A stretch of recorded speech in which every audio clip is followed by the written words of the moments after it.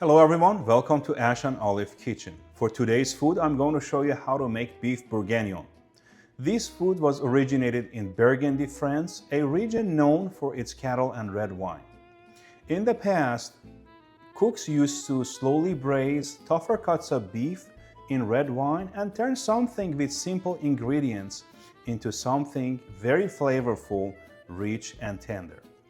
And today, this is one of those foods that is considered to be a classic and comforting dish in France. So based on the history I shared with you, it is obvious that there are many different versions of this food available out there. But for today, I'm going to follow a very simple and practical approach so that you can easily follow what I'm doing and make this food beautiful food at home and enjoy having it. We begin by slicing the bacon into small pieces about this size. Some people do not eat bacon, so you can easily skip this ingredient, but I personally love the smoky flavor and richness it adds to the dish. The bacon I'm using is double smoked, which is what I was able to find at the market. As you can see in the background, I have already prepared the vegetables and the rest of the ingredients. This saves time and keeps everything organized, especially for a dish like this that involves several different cooking techniques. Preparing and arranging all your ingredients before you begin cooking is a French culinary practice known as mise en place, which means everything in its place. I separated and removed some of the fattier pieces to avoid adding too much excess fat to the dish. But hey, if you like it rich and fatty, go ahead and keep them in. For this dish, one of the most popular cuts of beef you can use is chuck. Cut the beef into pieces about 1 to 1.5 inches in size. They do not need all to be exactly the same size, but keeping them reasonably uniform will help them cook at about the same rate.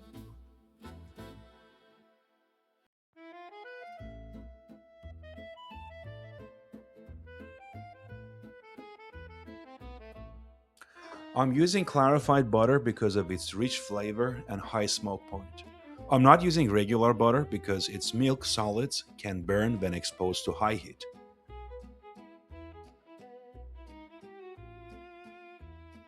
Once the clarified butter has melted, add the bacon and let it cook slowly.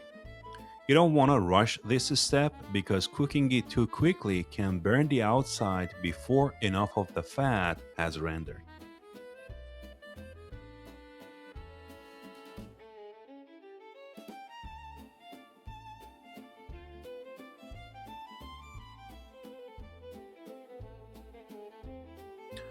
I love working on multiple components at the same time.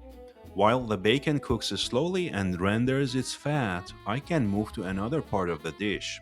In this case, I'm going to saute the vegetables, so I begin by adding some clarified butter to the Dutch oven and letting it melt.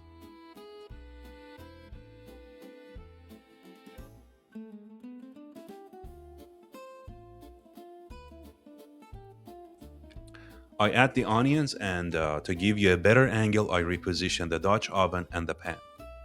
I also lower the heat under the bacon so it can continue cooking slowly but surely without burning.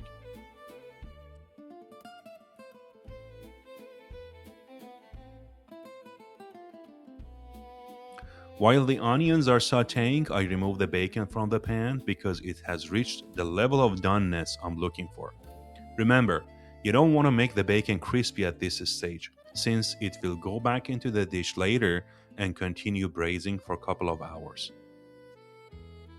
I used the same pan to sear the beef in the fat left behind by the clarified butter and bacon.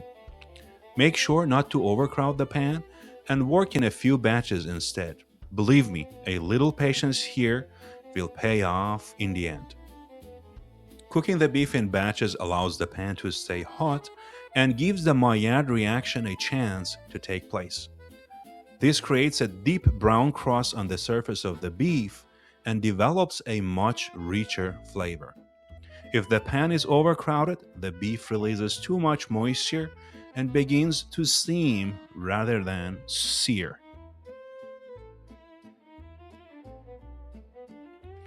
Once a crust forms on the beef, it becomes much easier to flip because the meat naturally releases from the stainless steel pan.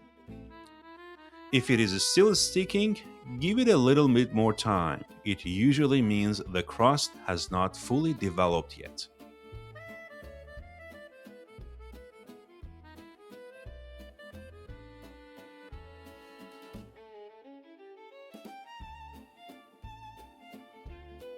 Once the onions are translucent and lightly caramelized, go ahead and add the mushrooms, which I've cut in half. If your mushrooms are larger than mine, you may want to cut them into smaller pieces so they cook more evenly.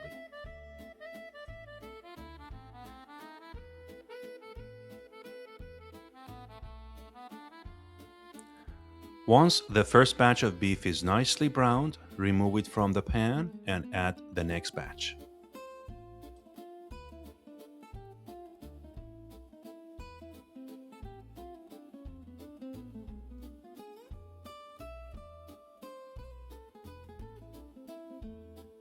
Once the mushrooms have softened and released most of their moisture, I add the carrots.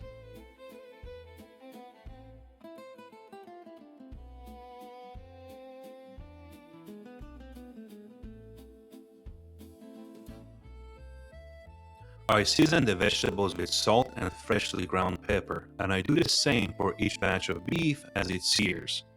Seasoning each batch separately helps ensure that every piece of meat is evenly seasoned.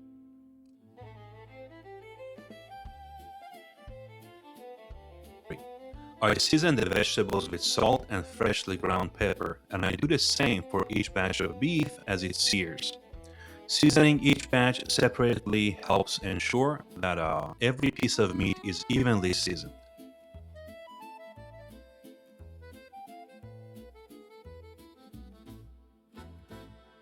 After searing the final batch of beef, I deglaze the pan with some red wine, scraping up all those flavorful brown bits from the bottom. You can use several types of dry red wine for this dish. Today I'm using a Bordeaux because its structure and depth pair very well with the beef.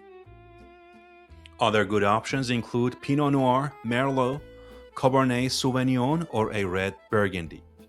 Whichever wine you choose, use one of reasonable quality, ideally something you would also enjoy drinking.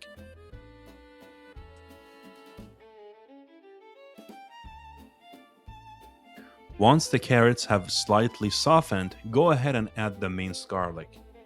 Continue sautéing until the garlic becomes fragrant, which typically takes about 30 seconds to 1 minute. Be careful not to let it burn.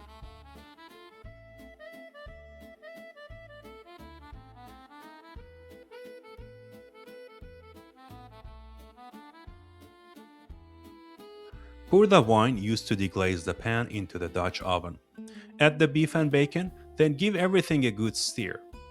Pour in the remaining wine and bring the mixture to a boil. Reduce the heat and let it simmer uncovered for about 30 minutes, allowing the wine to reduce and the flavors to begin developing.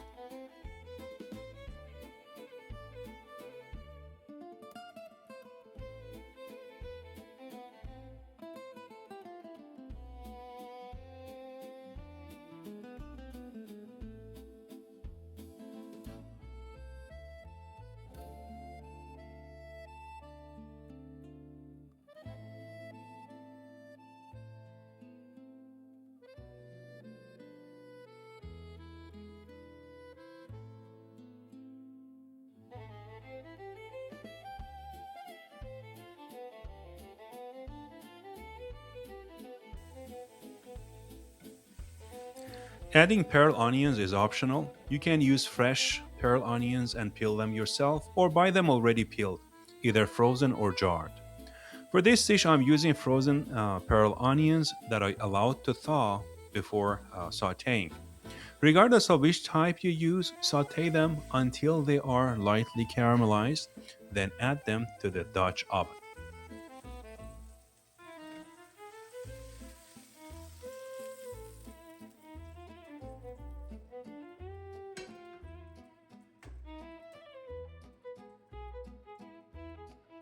Deglaze the pan with the beef broth, then pour it into the Dutch oven. Pay attention to the broth's sodium content so you can adjust the amount of added salt accordingly.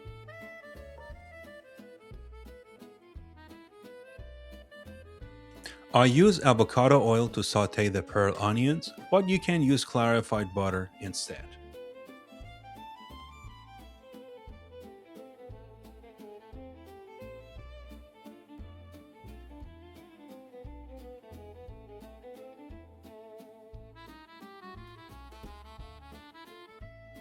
I first add some fresh parsley followed by a little thyme to enhance the dish with fresh aromatic flavor.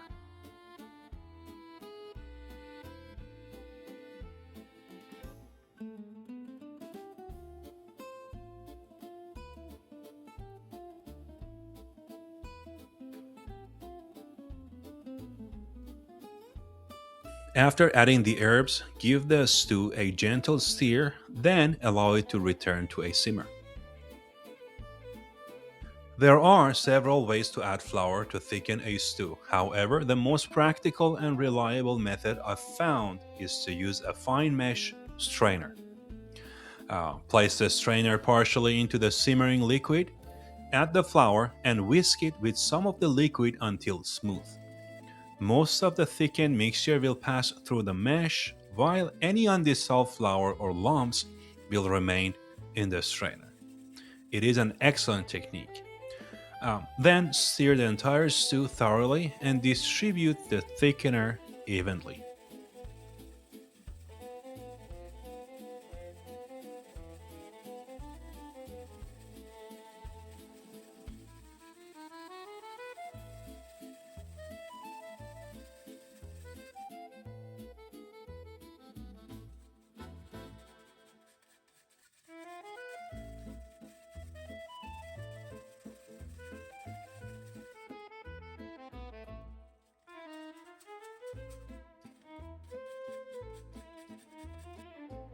At this stage, allow the stew to simmer for about 2 hours and a half till it is ready. Last but not least, it's time to assemble the dish, create the final piece of art, and let the food rise and shine. Start by laying down a bed of mashed potatoes, which I prepared toward the end of the stew's 2.5 hour simmer. If you're interested in learning how I make them, let me know and I may dedicate another video to mashed potatoes. For now, any classic mashed potato recipe will work perfectly well.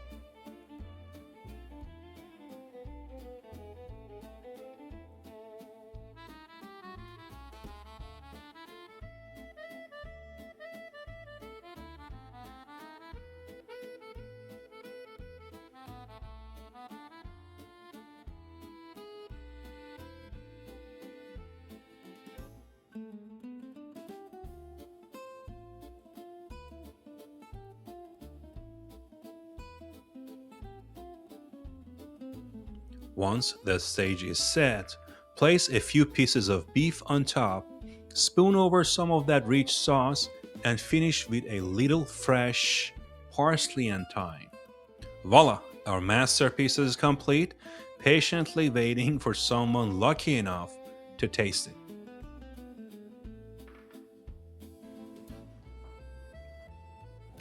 Alright, after waiting for so long, the moment of truth has come. So I'm gonna start by trying some beef first and see how it really tastes and how does it feel. All right. Oh, it's very soft and tender.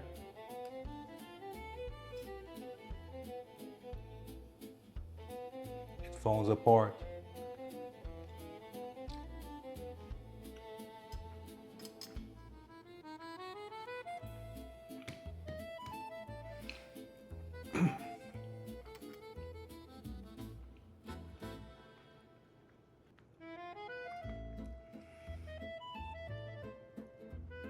Honestly, words fail to describe how good this is. With the first bite, just trying the meat itself, I felt the richness from the beef, of course, the earthiness from mushrooms, and also the sweetness from carrot. In that one bite, you can feel all I described to you. I really like it. So I'm going to try some mashed potatoes with some sauce and see how that one is.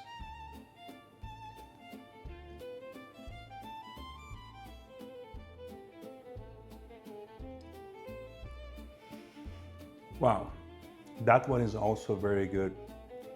The sauce that was infused with red wine has been soaked into the mashed potatoes, creating this, combination of beautiful flavors and tastes.